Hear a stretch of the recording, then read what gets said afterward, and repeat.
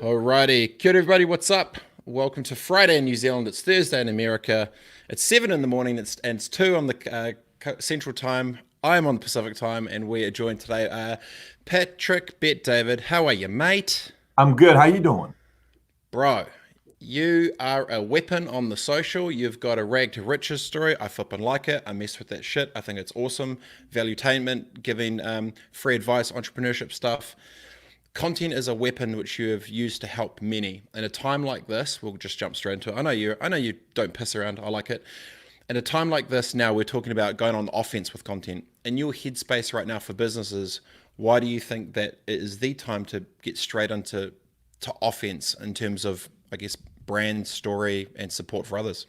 If there's ever been a time where it's the gold rush of media, Oklahoma land rush, where you got to run like you've never ran before to, plant your flag and take your territory. If there's ever been a time like that for content, it's right now because you are never, ever going to get as many eyeballs that are willing to consume content with more available time to consume content than today. Never, unless if we go through another pandemic in the future, but never in the history of mankind since social media has been out, which, you want to say 10, 15, 20 years, even with media, TV, radio, any of that, we've never had a time where this many eyeballs are going to be watching content. So this is why you're seeing what is happening with numbers. The last 3 weeks, Valuetainment, I'll just give you our stats so you can kind of look at the basic data. It took us 2 years to get the channel from 0 to 2,000 subs, because at that time I was kind of not necessarily sure what the content was going to be about. It was Patrick with David. I was talking about a bunch of different things. 2 years later, we changed the channel to Valuetainment. Valuetainment was a publicly traded company out of Germany. CEO, his name was Dirk. His name is Dirk. I called him. I said, I'd like to buy your domain. He says, I'm not selling it. Year later, I got an offer for $500,000. And then I bought the domain a year ago for $27,500. So now we own Valuetainment. He changed his company's name to ValueTees.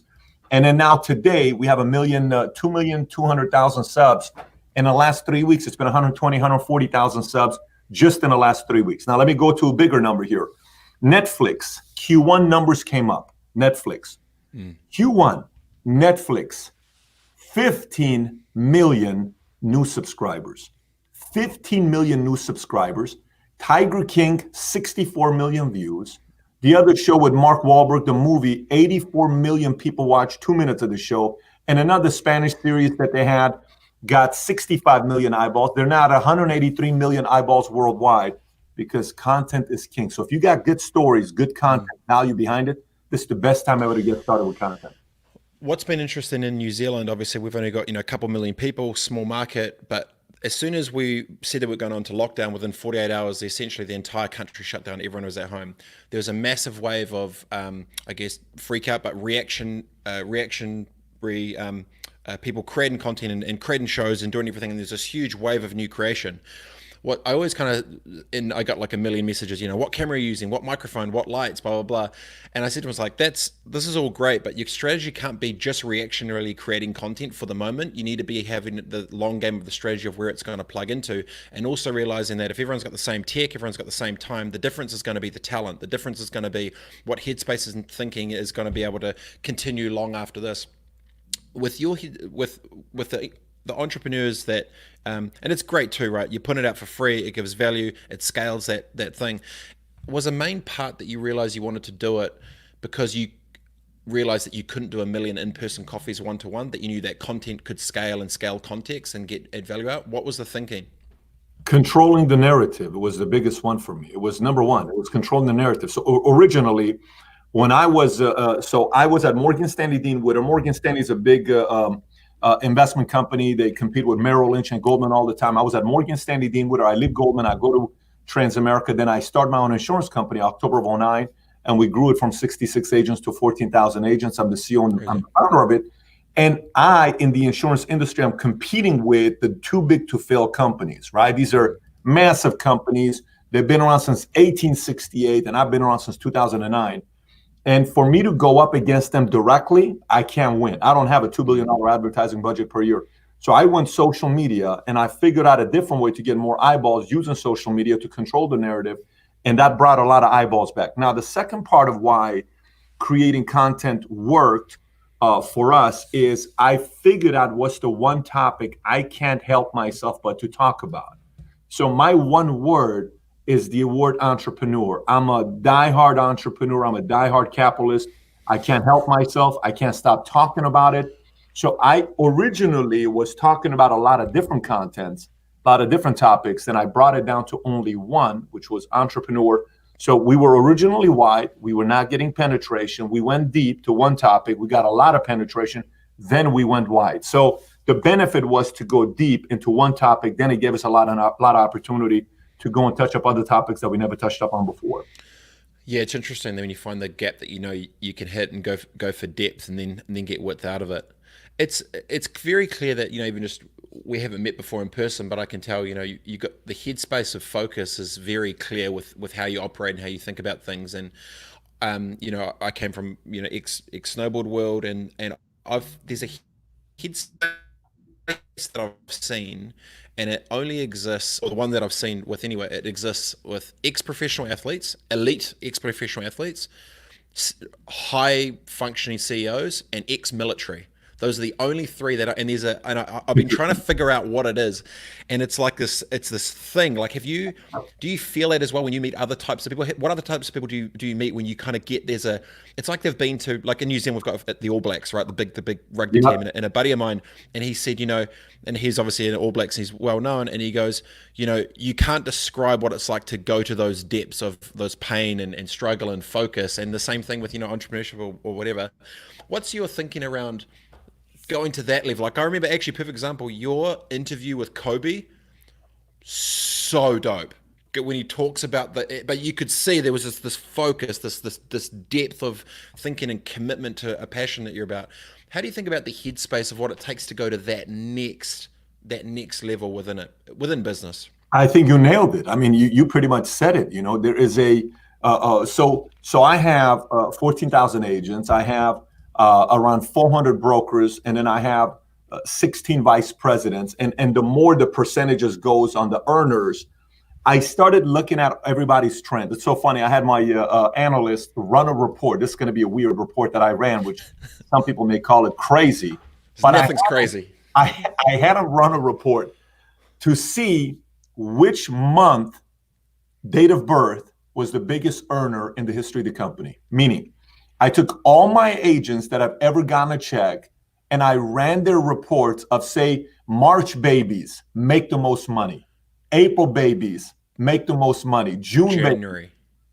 Can you hear me now or no? Yeah, I got. I said January. Was it January? No, it wasn't January. Believe it or not, it was not January. It was March, who was the highest paid out of everybody. And I have a lot of July guys, a lot of June guys, and all these guys that I had, I'm like, and I hire April babies when it comes down to support. Because April babies, they're so structured. I hire October babies when it comes down to customer service. I hire June, July babies when it comes down to structure, training people, because they're very good at directional. And then March babies are very serious. They don't play around. They're serious. When they're leading you, they're not fooling around with you. So you kind of like have to take their counsel because they don't have that area of joking around too much. So I looked at it, I said, it's a pretty interesting trend I noticed from this. Almost everybody who was at the top earner, they all played some kind of a sport at the high level.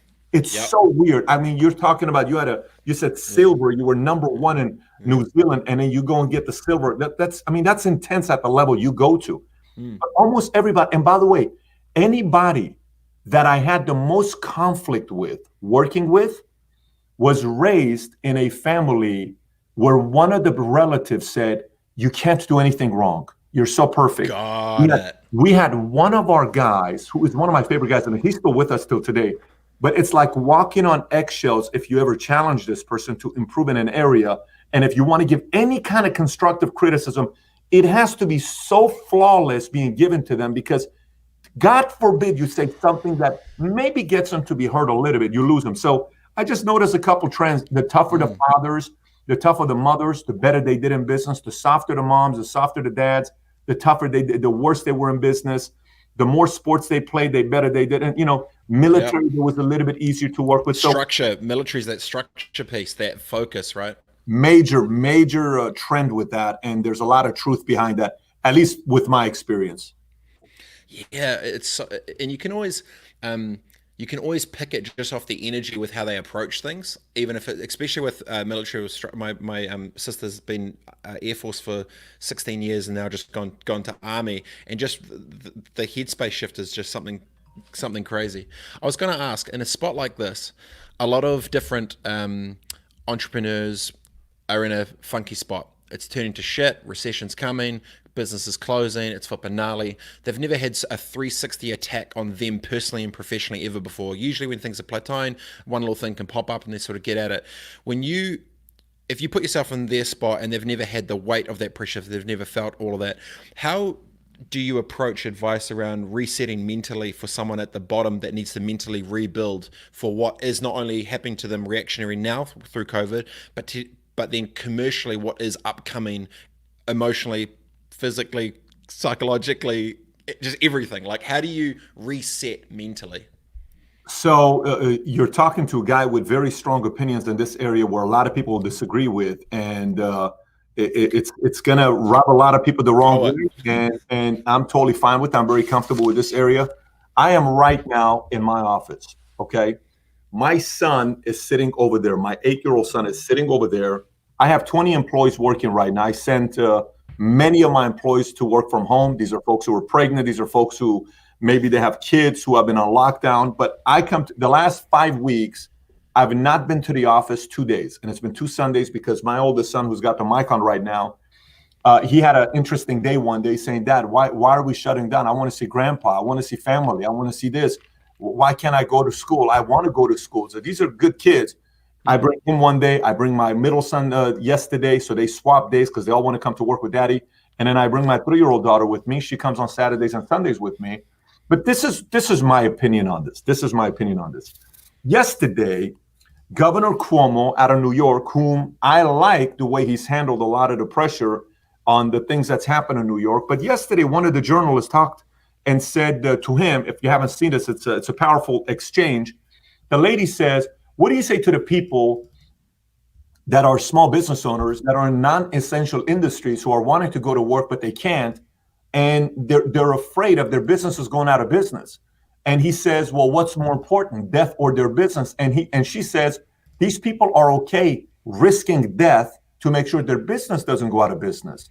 And he says, well, wait a minute, you can't be thinking that way. He says, no, that's exactly how they're thinking. They put their blood and sweat into the business. They don't want to lose that.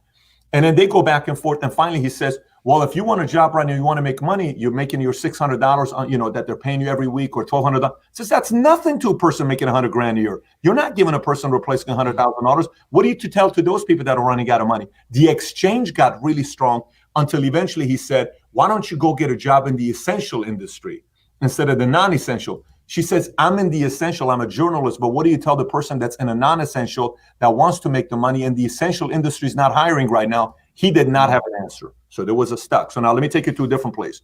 Today, and maybe you were not expecting this answer from me, but I can't help it.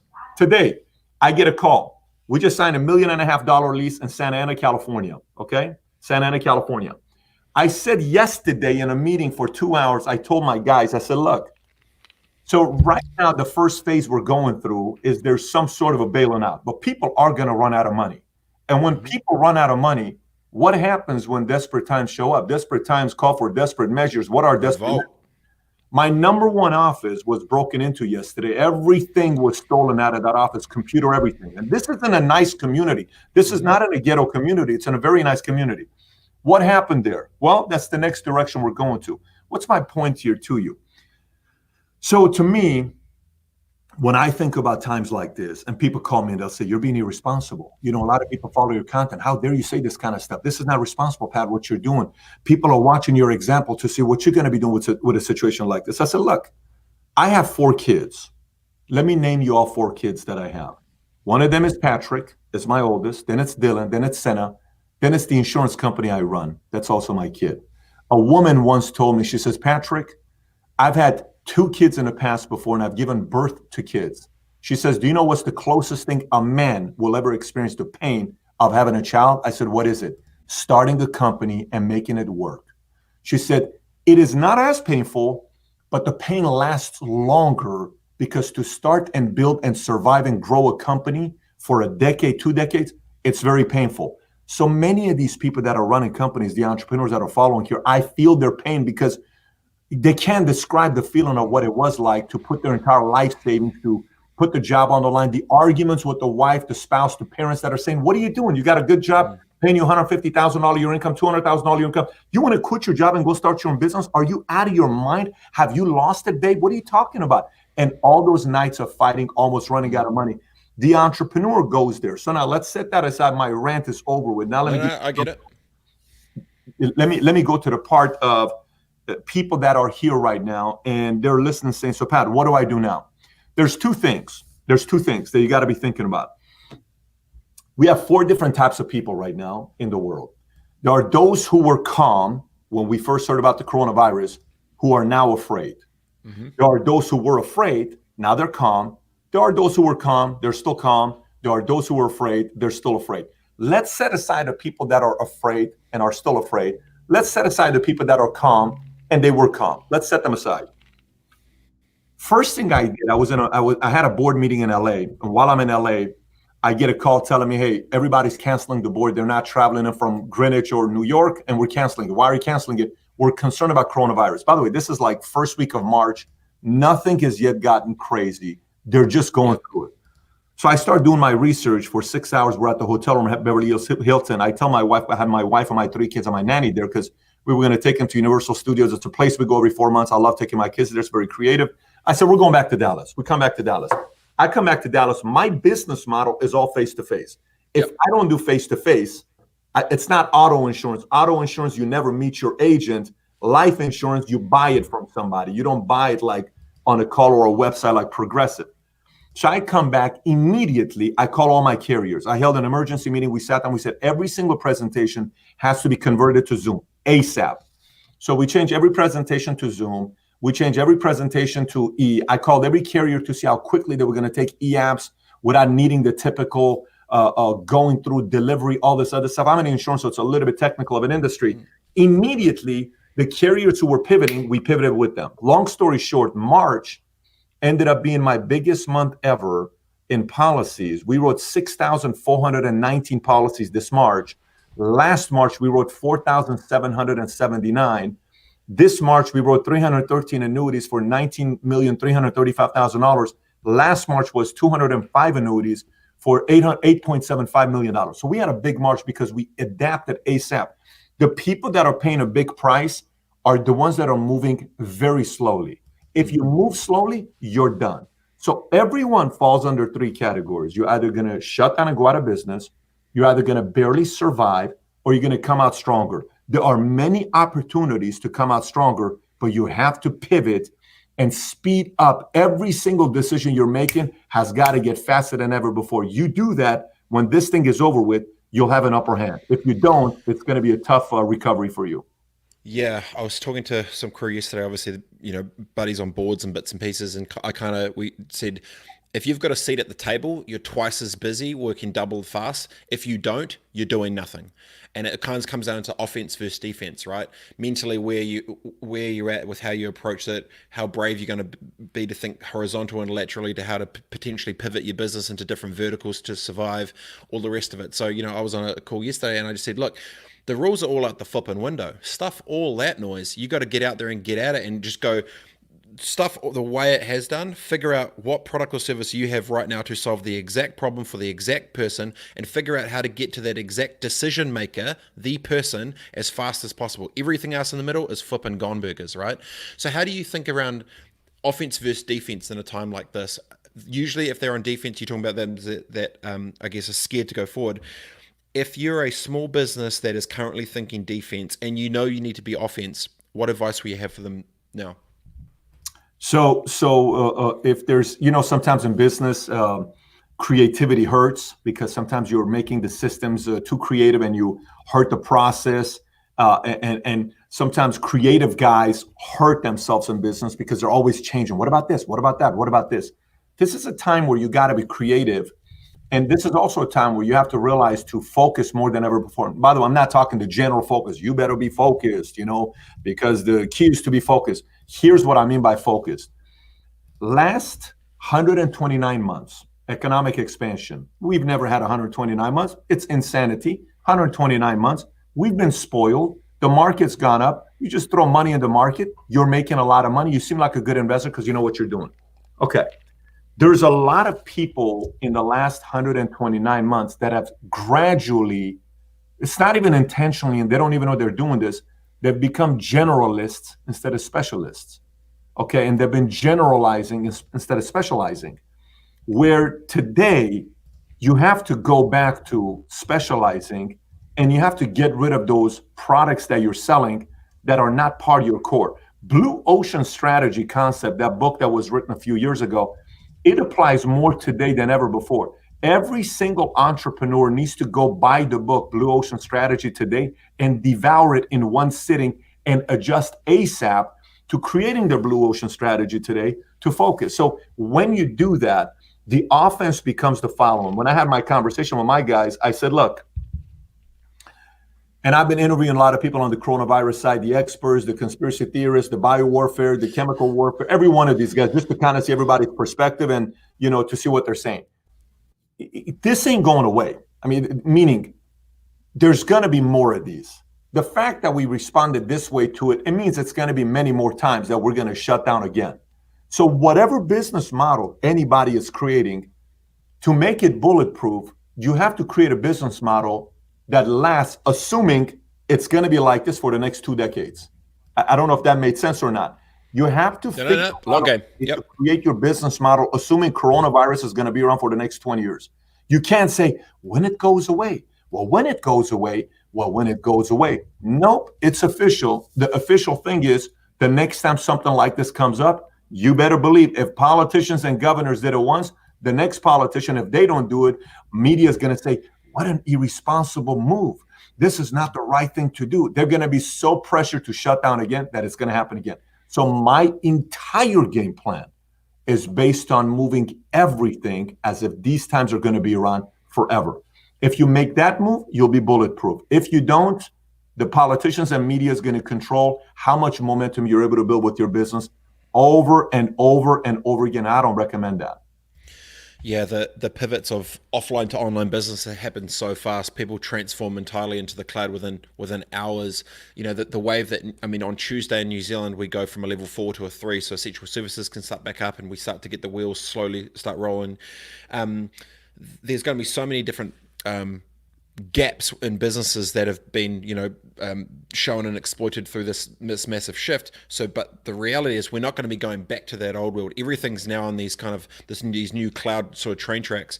When you look at the American market, obviously, New Zealand's smaller, but technically as a nation, we probably will be one of the first in the world to be back open for business or back in business in the world and be a safe spot. What's your biggest fear from a American side in business and then a macro for global trade potentially after this, if you're thinking in a 20-year span?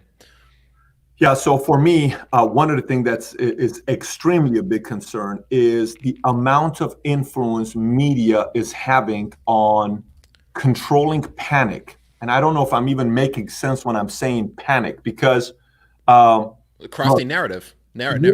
Yeah. So they make money off of 3 C-letter words: change, conflict, and whether you want to call it conspiracy or any of that stuff. That's how they make money. Media makes money saying a source has told us that there's a 73% likelihood of, oh my gosh, we don't know who the source is, but the source has told us. And and the next 78,000 people share an article, and then 59,000 aunties are telling 59,000 uncles about what's going on. Those uncles are sharing it with 228,000 nephews and nieces who share with 1.8 million friends. And the next thing you and I hear about it, we have to be careful. We have to be this. We have to be that. Recency bias. Right? Yeah, let me tell you, we have to be very, very careful with media. Very. By the way, they're all on the same team because they make money off of eyeballs. Yeah, we could talk. In New Zealand, we have a big issue. The media model is fundamentally broken. It's still driven off the media sales of cost per click and cost per thousand impressions, and so it's basically become clickbait headline reading for survival for the ecosystem. Bauer Media just went under, or just decided to leave. There still isn't a model, which is dangerous to the exact point, because then when you have recency bias and it's the latest thing you've seen, it starts to become pretty dangerous for all. So I mess with you heavy on that. Continue. Yeah, It's good. think about it. Imagine if I would put a contest right now and I was to say, Robert, I'm going to give you $1,000,000 if you, in the next 48 hours, can spread a lie to 100,000 people. Could you do it? Shit, yes. What if I told you I'm going to give you $1,000,000 if in the next 48 hours, I want you to spread a lie and scare the hell out of people in drinking milk, in drinking water, in playing, it doesn't matter what it is. I can run a campaign. You know how these guys, well, the toughest man in the world will give you $1,000,000 if you can knock everybody out. Guys want to come out and want to fight.